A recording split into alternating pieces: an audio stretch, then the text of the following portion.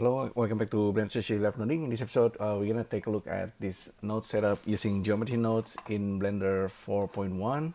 So it's basically, I just want to show you a simple example.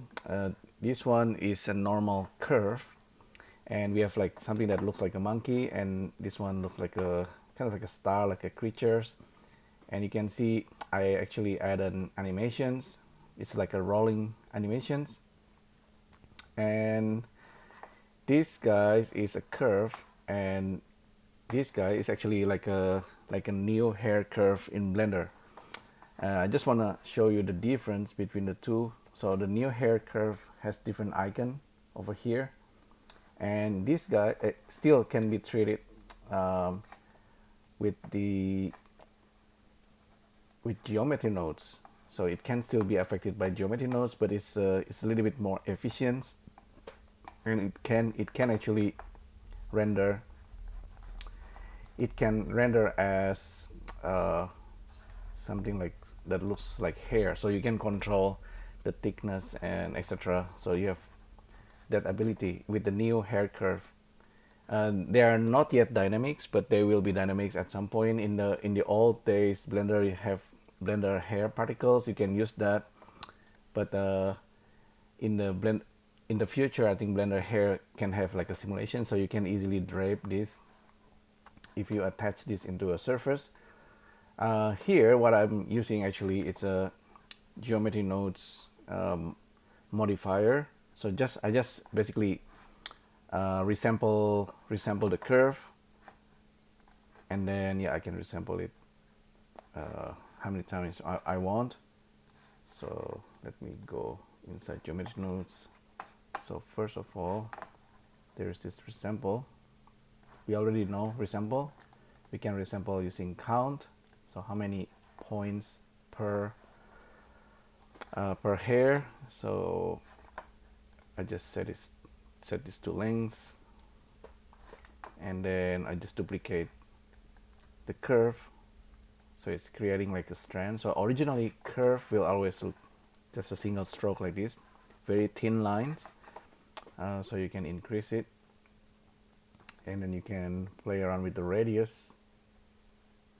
As you can see, this curve has the beginning and the end. So I thought that could also be used for writing kanji. Like for example, this is a kome, I think rice, this American rice, Japanese rice. Yeah, it's got different kanji pair for each rice. So that's interesting, right? So this is the normal curve, and you can still draw like normally. And the cool thing, of course, they can roll. So the roll. So after the duplicate hair curve, I added clump. First of all, clump will make it clumping, so we have like beginning and the end. That's kind of useful, I guess. So yeah, and then after we clump it, you can add noise and whatever, but I found this rolling is the most useful, the most interesting. So it does the rolling, but if you look at the beginning, it looks like a flower almost, and that's controllable. The radius of the roll is controllable here, so it's like a flower. And also you have random orientation. So without random orientations, it's only rolling like that. Still pretty cool effects. It's rolling every hair strands. If you increase the random orientation, you start to get like a flower. Okay, that's quite important, I guess. Quite interesting. So for the length, if you want to animate it, you can keyframe, or in this case, I just use expressions. So delete driver, you can animate, or just use driver. Oh, there is also this control for subdivisions. variation level. Okay, let's try that. Variation level 6. Yeah, so that's a little bit more random. So hair, currently hair is more like a fur, I guess. So if you want to try yourself a quick way to create hair, just select a mesh object and then F3 and then create a quick fur. So that will give you a setup similar to what we have, but this one is like a full, first one it will set the hair curve. Second one will interpolate the hair curve that you need to surface in order to do this, surface with a UV map. So it's gonna interpolate between multiple hair curve. If you have multiple hair, it's gonna create interpolation child, and then add the noise and then make it frizzy. If you render this using cycles, it's gonna look like a fur. More or less, that's the idea. And you can also control the color, etc. But what's interesting, of course, here I want to show you, this is the curve that we can still draw, right? I can add hair like this to the monkey. This one is different. We can actually sculpt this one. So this is normal curve hair. This is the new hair curve, and you can sculpt it like a real hair. You can comb to that sort of thing. But like I said, this is also still something that you can draw and you can render a little bit nicer than the one over here. So in order to do that, if you have, okay, this, for example, this guy, let me reduce the duplicates. So let's leave it a couple, right? If I right click, convert to the new hair type, the new, actually new, it's called new curves. Okay, I better just duplicate this guy and then convert to a new hair curve. I can still get this modifier back. So select this, select that, copy modifier. Now this guy is also rolling.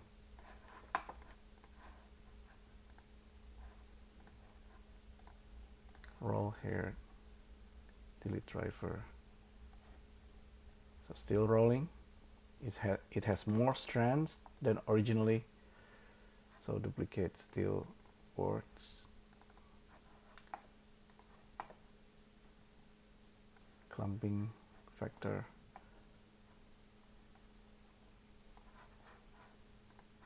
And on top of that, if we add material with this one, the one I prepared earlier,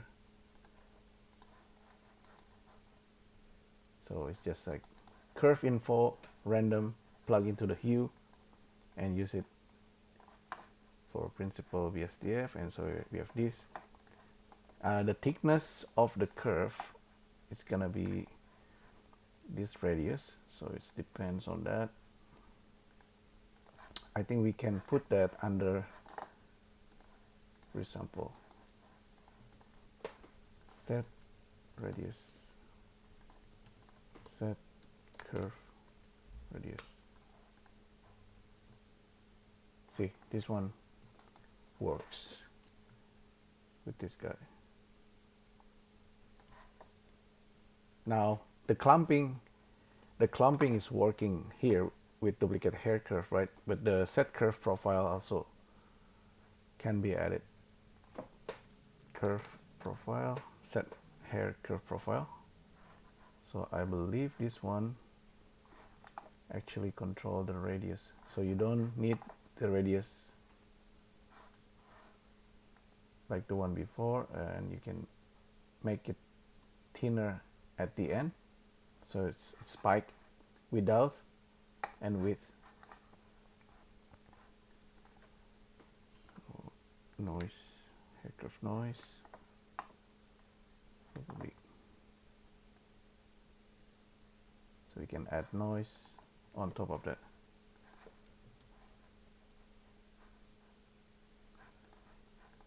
So yeah, what I want to show you is really from normal curve you can turn it into hair curve. You can actually if the original curve is kept at 1, so you get this normal curve. This curve possibly can be used to create joins, and these joins can be dynamics, and it can control this new curve, I believe. That's actually something that I haven't tried, but ideally, okay, if this curve become a join and you can attach it into a surface, and if the surface or the mesh is controlling the joins and then bind into this surface, then you can animate something that's more or less like a hair. But if in case you don't have that, you can animate this guy as a cloth object. So if you ever want to do that, let me maybe show you. This is currently a curve object. If I right click, convert it into mesh objects, and then with mesh objects, let's reduce the number of edges, unsubdivided 20. Oops, too much. So I unsubdivide the curve multiple times. If I just extrude it slightly, so it's become like a mesh object, we can use dynamics, cloth dynamic, set it to silk maybe, or cotton, and we can probably drop it.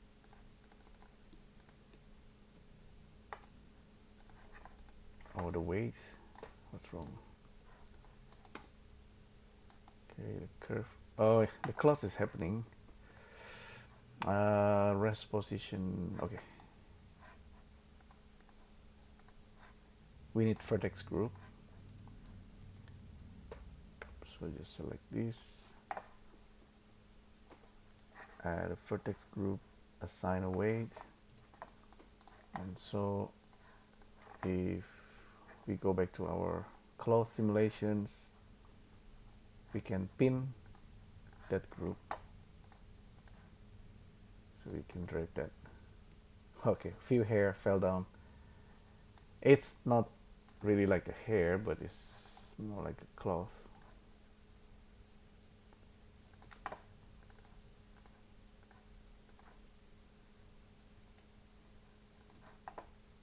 But you can animate it sort of, so it's like, yeah, it's not bad. But you can also enable, because it's cloth, you can enable self collision, so it's a little bit more realistic, and you can make it collide with other objects as well. So that's kind of a quick hack to make a curve, turn it into mesh cloth, and then you somewhat, I think you can bind the curve into this guy.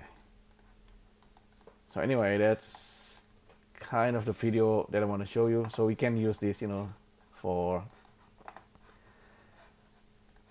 like creating typography type of thing. So it's kind of cool. And then you can draw kanji, or you can use it to create like a flower or tree. So yeah, it's pretty simple to create. Basically, it's all in here under assets. Where is assets? Asset browser, right? It comes with all this hair modifier. So all you need to do is just drag and drop, duplicate hair, clump, and roll, and just play around with it.